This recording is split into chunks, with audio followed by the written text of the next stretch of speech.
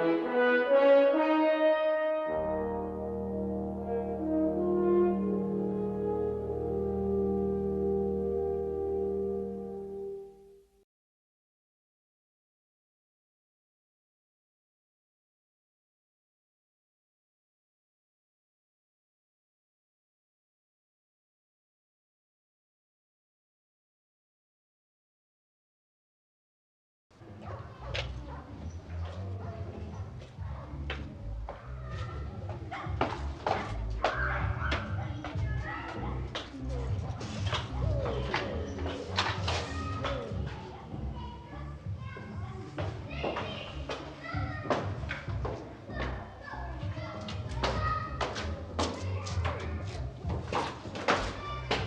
out! No, get out! Okay, get out! You mook.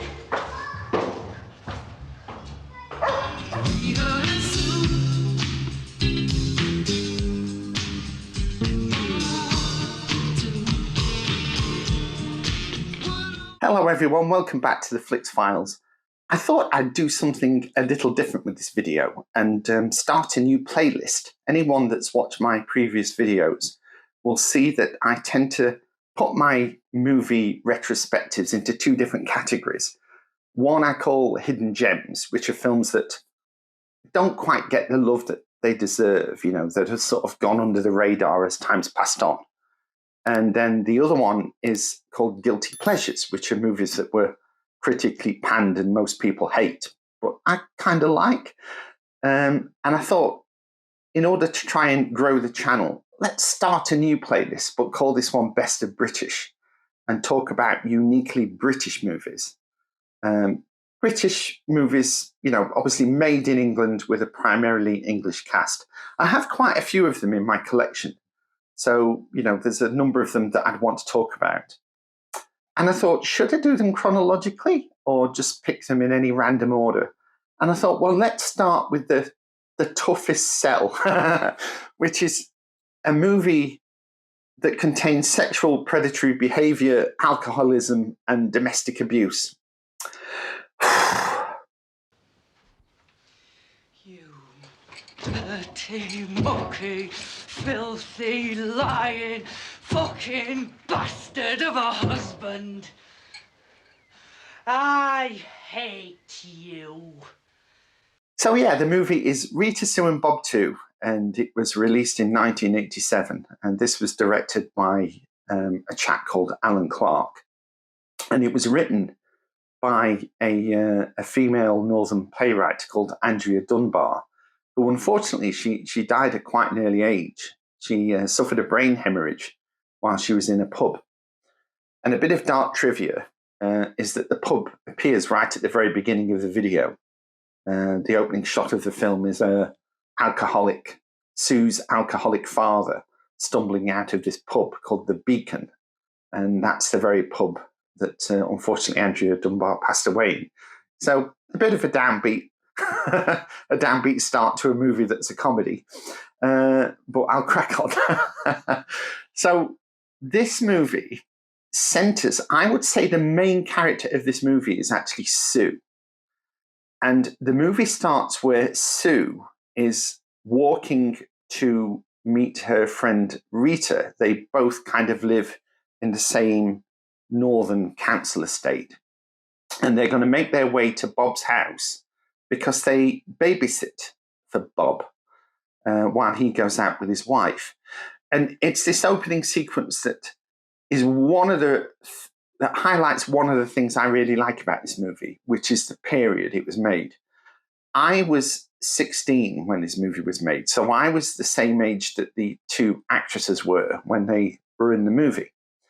So watching this back really hits a lot of nostalgia vibes in terms of me, you know, living in northern England at that time, in that most of the girls that you would see would wear, you know, flat-heeled white stilettos and white skirts and lots of pastel colours and, you know, mullet haircuts. And also the actual estate that she lives in just hits that kind of mid to late 80s Thatcherism vibe of Northern England, you know, with the Vauxhall, the wrecked Vauxhall that's up on bricks in somebody's front garden and, you know, badly spelt graffiti on the walls. It's just things like that. And when you actually see inside people's houses and the decor, it looks squalid. And, you know, if anything, it would probably be depressing. But it just hits nostalgia vibes for me. And as I say, the movie is a comedy. So ultimately, you know, it's meant to make you laugh. And it's, even though there are things that happen in this movie that are quite dark, it is overall a fairly light tone considering the themes that are in it. So Sue and Rita go to babysit for Bob. This is how the movie begins. And when they return, Bob offers to drive them home in his old Rover that he's got. So car lovers will recognize the Rover. And he tells them if they wouldn't mind going for a drive round on the moors. And they give each other a little sneaky look that makes you think these two girls are more experienced than what we're led to believe, and they know exactly where this is going to go. So they kind of play along with it, and he drives them up onto the moors and parks the car up. And then he immediately sort of segues into talking about Durexes and rubber johnnies and erections and things. And they're giggling the whole way through. And before you know it, he's convinced Sue to kind of lie down on the passenger seat and is preparing to have sex with her. Now, as I put in the disclaimer card at the beginning of this video, this is like sexual predatory behavior that he's doing with two 16-year-old girls. And there's no way this movie would be made now. And for good reason, you know, but it is a movie of its time and we can't change history. So we have to kind of look at it with, you know, through the lens of history and just try and enjoy the movie for what it was at that time. So I'm not going to be political and start talking about the do's and don'ts and all of that sort of thing. But I'm just talking about the movie as it was filmed, as it was released. So let's not get too bogged down with all of that. Let's just try and, you know, have fun and enjoy this for what it is.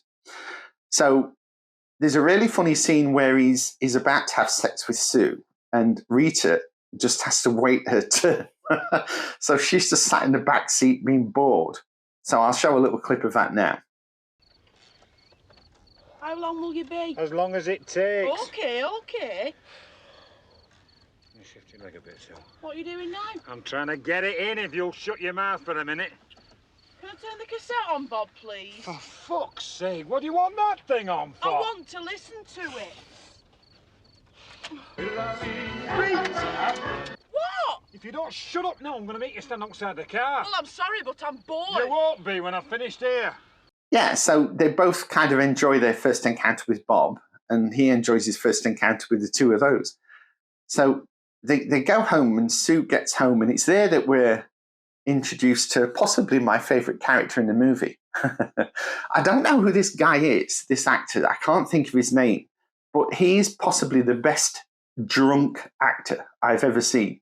Either he was drunk when they were making the movie, that's why it looks so real, because he really was pissed, or he's just the best drunk actor, because every time we see him in the movie, he's kind of peppered 2 or 3 times throughout the film.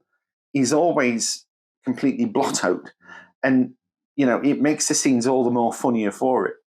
So she gets home and he's there waiting for her, you know, and the first line he says to her when she walks in is, "So where the fucking hell are you been? Babysitting. Not till 2 o'clock in the fucking morning, you don't lie to me, lad. I'm not. You asked me mum. Well, your mum's a lying bastard and all, and I'll wrap this round your fucking neck." So they have this little argument, and the next day, this is the only scene in the movie that I think is really bad in terms of being dated, and just there's no way this would be. But Bob goes up to the school, and he's standing on a field watching Sue and Rita playing tennis in a PE lesson, and he's gesturing to them, you know, "Can you get away so we can go for a ride in the car?" And they both spot him and immediately getting excited, and Rita manages to leave. But when Sue tries to leave, the teacher won't allow it and forces her to go back and finish the tennis lesson. So, she huffs and puffs away back, being really annoyed. And he takes Rita to a show home. So we assume that Bob's an estate agent. He's got the keys to let them in.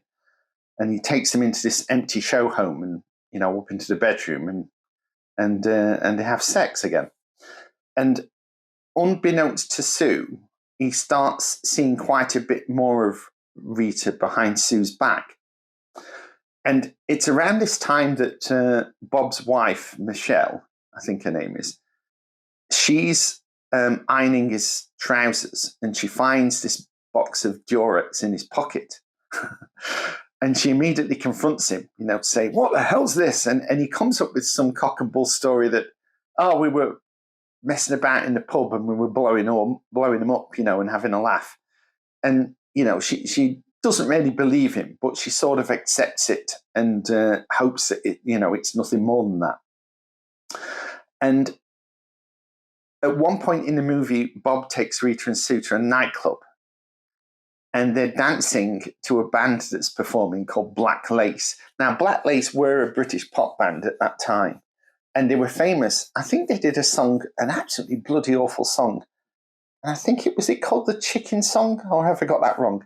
But they're up on stage performing this song and they're all doing like a conga line to it. And Bob suddenly sees another woman in the nightclub. And you can see his face suddenly go, oh, like this. And it's one of his wife's friends. And she spotted him out dancing with these two girls. And you can see Bob think, oh, bollocks, she's going to go back and tell the missus. So that segues into what's possibly my favourite scene in the whole movie. In that Mavis, the woman that spots them in the nightclub, does go back and tell Michelle, Bob's wife. So in a fit of rage, she storms off in this mini metro car to Rita's house, drags Rita out of the house, and they drive to Sue's house to confront her. And it's just this fantastic sequence where they have this huge Barney out in the front yard of Sue's house with all the neighbours, in the estate just watching on in disbelief. And the first time I heard about this movie was in the early 90s. And it was through some of the guys that I worked with at that time would quote this movie. They would just repeat a lot of the lines from the movie, actually from this scene that I'm talking about, this argument. And, I didn't know what movie they were talking about. And some of the lines that they would just suddenly say were funny, but they were just totally bizarre. Like they would often suddenly go, my husband is not a dirty bastard, and things like that. And I'd say, what is that from? And they eventually told me this movie, and I got it and watched it and just loved it. So it's now got to the point where I've seen Rita, Sue and Bob 2 so many times that now I know all of the dialogue, and certainly this particular sequence. And I'm going to try and play an extended clip of some of this argument now to give you a taste of it. That's what you get for mixing with sluts like her. You tell her! Go on, Sue! Give him a shouting, you. I want you. What a fucking daughter you've got. What about your dirty bastard of a husband? What the fuck's been going you with these two? I've been doing fuck all. My husband is not a dirty bastard. It's your daughter and a so-called mate. Are you satisfied with what you've done now? Will you stop blaming me? It's as much your fault as it is mine. It's all in your fault. Not my daughter, it's your husband. It's your daughter. If it's put there on a plate, he's going to take it, isn't it? It wouldn't be much of a man if he did out help. It's all is to blame. I want to find out what's been going on. Go on, Kevin. Just you tell them. Up the ARA! Don't you stick your oar in or I'll fucking flatten you, you bastard! You tell him, man, you tell him! It's all your fault. If you had sex with him, he wouldn't have to go elsewhere. Keep your mouth shut. Is that what you've been saying, you dirty bastard? Hey, I see what you tried to cause, now you've done it, Oh, haven't you? get fucked, will ya? I'll fuck you in a minute, for me, yeah? Send him on Manningham Lane. It's the best place for It's him. best place for you. Will you let me go? What's up, can't you stand out to me if car? Meet me in Sue's cars. No, I can't. That's why I'm going. Well, you're not going. I haven't finished with you yet, you slut.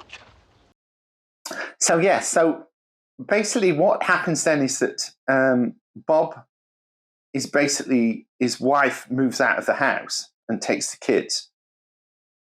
And we learn that Rita is now pregnant, and she is going to move in with Bob. And Sue's not really happy about this. And, she feels that she's been used to some degree. So they have this big argument and Sue storms off.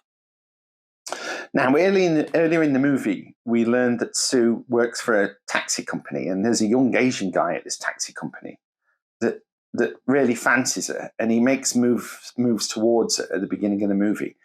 And she kind of gives him the cold shoulder, she's not really interested. But after this huge argument with Rita, on the rebound, from Bob, she decides she'll start dating this Asian guy and moves in with him because he's being really nice to her. And he comes across as like quite a caring guy. And it's at that point in the movie that Rita has a miscarriage and she's in hospital. So Sue goes to visit her, and it's nice because they kind of make up a little bit because she doesn't like to see her friend being ill, and obviously what's happened to her is so awful. And Bob drives her back home to her Asian boyfriend's house. And as she's getting out of the car, he sees her get out of this car and immediately thinks, she's gone back with Bob, he's a bit on the side again. And he suddenly gets really violent towards her. And it's possibly the most shocking scene in the movie because at that point, he's always come across as a very nice, caring guy. And suddenly, it's the Dr. Jekyll, Mr. Hyde syndrome where he's quite angry and violent towards her. So she ends up running away and finding Rita for comfort. And I think at that point is where I'm going to stop. Spoilers are always a problem. I mean, I always say I don't like to give spoilers in case you want to watch the movie. But then there have been instances with some of the movies I've talked about where I have. So you'll have to let me know in the comments if you want to know the whole story when I do future films, or where you'd prefer me to leave, the absolute ending out in case you do want to watch it. But what I will say about the ending to this film is it differs from the actual play. So as a result, Andrea Dunbar disowned this movie because she didn't like what the filmmakers did with the ending. She would have preferred it to be as it was written. Now, I have looked up what the ending is for the play, and it is different to what it is in the movie. Would the movie be better with the original ending? All I will say is I think the ending that we're given in the movie kind of fits in with the tone of the rest of the movie. And it's a good ending. So, make of it what you will when you watch it. And certainly if you do watch the movie, then have a look at look at what the ending to the play was, and you make your decision as to whether they did the right thing or not. Or, maybe you think the film would have been better with the original ending. But yeah, so that's Rita, Sue and Bob 2. And as I say, a lot of things I like about this movie, certainly the performances. And it's what I call a hyper-realistic movie. And by that, I mean it's at times it's almost like watching a documentary in the way that they're acting. Certainly when they have the big argument out in the front yard, it is like you're just a bystander and just watching neighbours bickering and shouting at each other. And I kind of like that. There's another movie that I'll talk about in this series called Kes, which was made in the very, very early 70s. And that was done by a filmmaker called Ken Loach. And he was very well known for casting real people in roles in his movies, not actors. So as a result, the performances always seemed, like a lot more realistic, and they were like watching a documentary. And there's a hint of that in Rita, Sue and Bob too. And I think for that reason, and the period that it was set in, which is a period that I grew up in, so I know really well, and just the dialogue and the script, all these things came together to make it a very good English film, and it's one that I'm proud of, and that's why I made it my first Best of British. So if you're interested to see what my next Best of British movie will be, then if you click the subscribe button and ring that little bell, you'll get notification when I upload it, and you'll be able to see what it is. So thank you for watching. If you like this video, give me a thumbs up, and I will see you soon. Bye-bye.